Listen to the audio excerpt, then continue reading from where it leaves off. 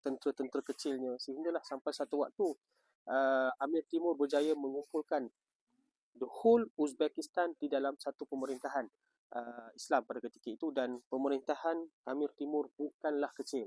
Pemerintahan Amir Timur sangat-sangat luas.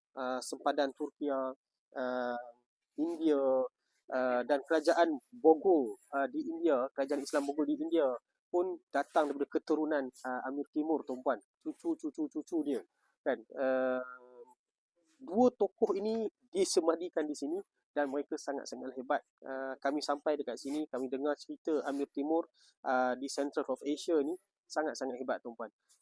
Bukan sekadar Amir Timur yang kita nak cerita di sini, tapi banyak lagi tokoh-tokoh sejarah Islam berada di sini. Tapi Amir Timur ni, kalau bolehlah kita jangan panggil dia Amir Timur Leng, Amir Timur Lem. Ni menunjukkan Amir Timur Leng ataupun Lem ni seorang Amir Timur yang tempang.